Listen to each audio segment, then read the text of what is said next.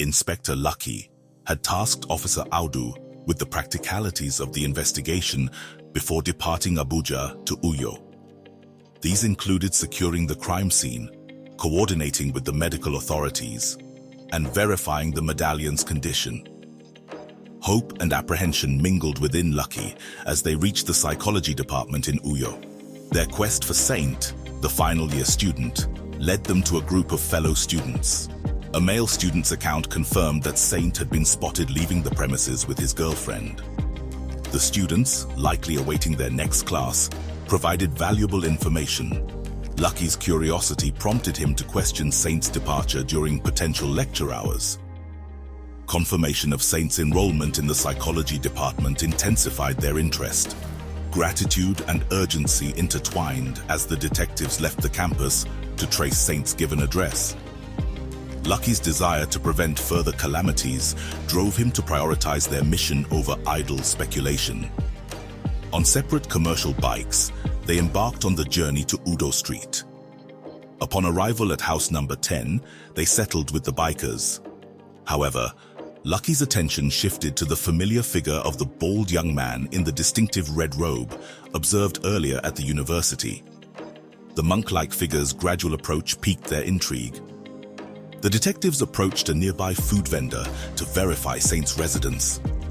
Their interaction with the woman revealed Saint's mother, concerned by the presence of unfamiliar men inquiring about her reclusive son. Rotimi's assurances allayed her initial worries. Lucky discreetly observed the woman, feeling a sense of familiarity but unable to place it. He quickly dismissed the thought, focusing on their task. Saint's appearance marked a turning point in their investigation. Leading them into his sparsely furnished living room, he introduced Janet, his girlfriend, who shared his enthusiasm. As Rotimi introduced himself and Inspector Lucky, Saint's demeanor shifted perceptibly at the mention of the word inspector. He struggled to reconcile the presence of a policeman with the inexplicable unease stirred by the monk-like man in red. Rotimi's inquiry about the inspiration behind Saint's story yielded unexpected answers. Saint claimed his narrative was born purely of imagination, denying any external influence.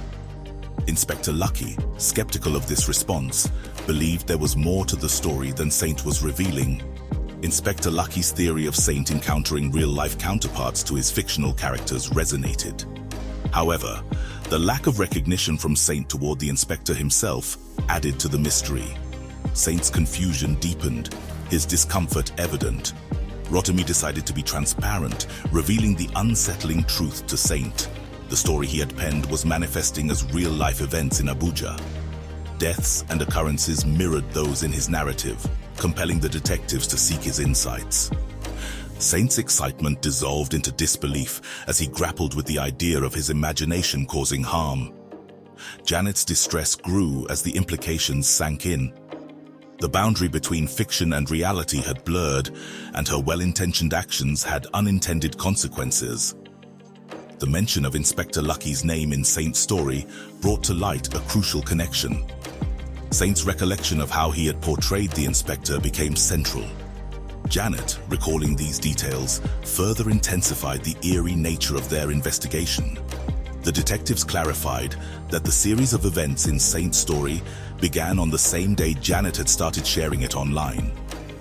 Saint's narrative had become intertwined with reality, and the implications were staggering.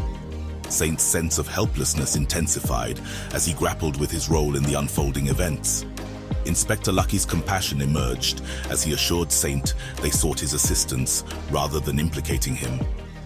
Rotimi's suggestion that suppressed memories might hold answers found no resonance with Saint. He maintained his position that the story originated from his imagination alone, with no external influence. The detective's frustration grew as Saint's responses remained consistent. Rotimi proposed accessing the remaining manuscript, hoping it might shed light on upcoming events and past predictions. Saint's assertion that he had suffered from writer's block after Chapter 4 resonated as genuine. Janet's interjection introduced a new angle, the monk. She recounted encountering a monk resembling characters in Saint's story, an encounter that had prompted them to leave school. the monk's potential relevance to their investigation became apparent.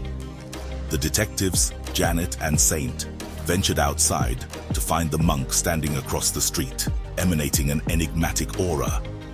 The monk's presence seemed to cast a spell, encapsulating the mystery that had consumed them all.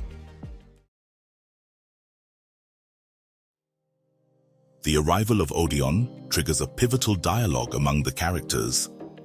Mrs. Offyong's initial trepidation yields to relief as her son and the strangers emerge from the building, thwarting her intention to alert them about the mysterious man outside.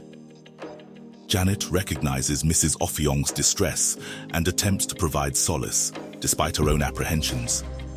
Saint's compliance with Odion's presence reflects both his mother's anxiety and his deference to authority. Odion introduces himself as a guide and elucidator, embodying an enigmatic presence. Saint, perplexed by the rationale behind his selection for this role, remains puzzled.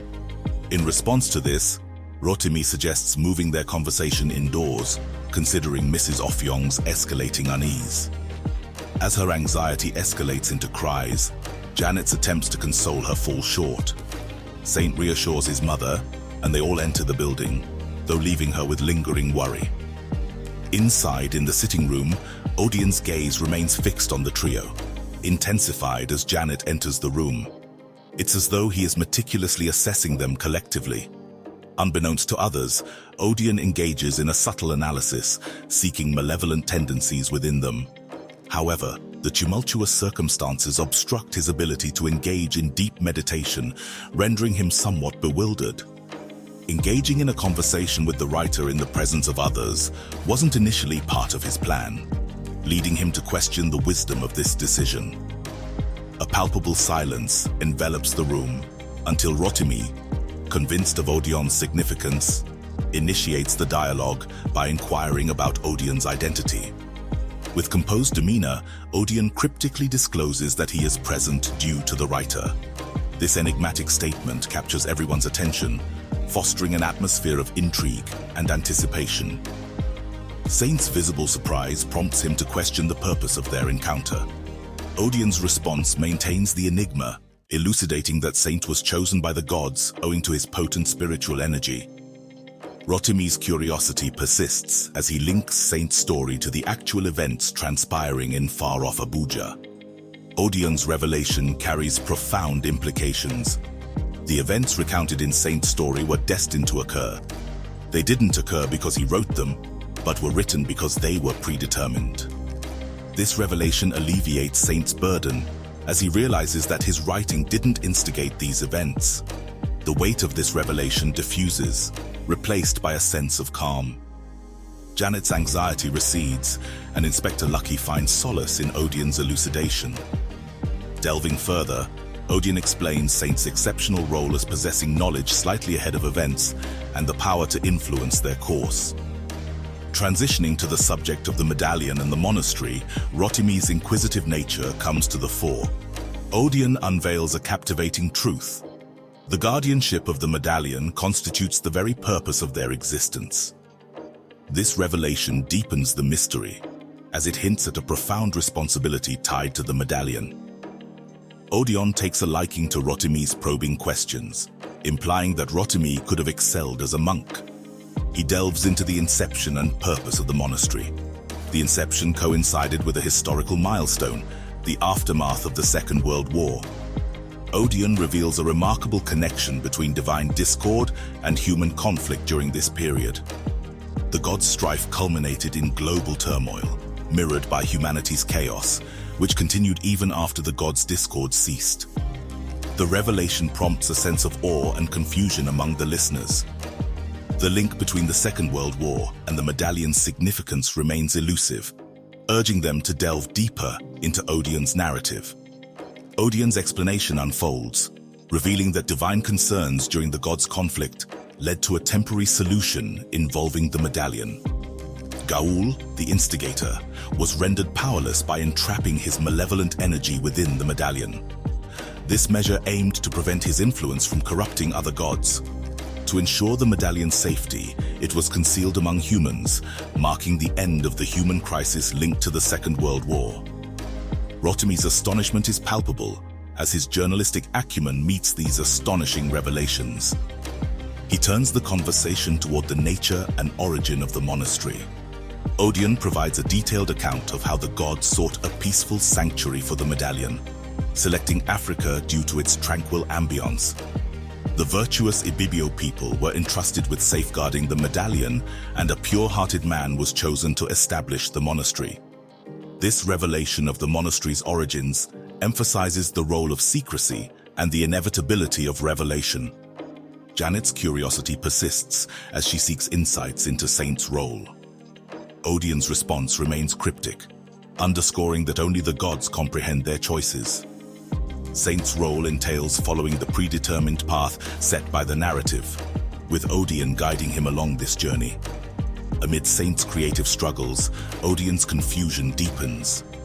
Saint should inherently understand the narrative's trajectory, making his creative block perplexing. The conversation shifts toward the characters within the story and their roles in thwarting Gaul's acquisition of the medallion. The revelation that Gaul's release was preordained assuages Saint's feelings of responsibility. Odion clarifies Gaul's smoky form, a manifestation of his weakened state due to the absence of the medallion's power. The notion of Saint accompanying them to Abuja surfaces amid Chief Uzo's insistence.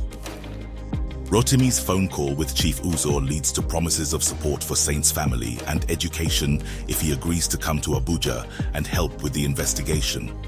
Overwhelmed, Saint agrees to go to Abuja on the condition that Janet accompanies them. He amusingly suggests a makeover for Odion,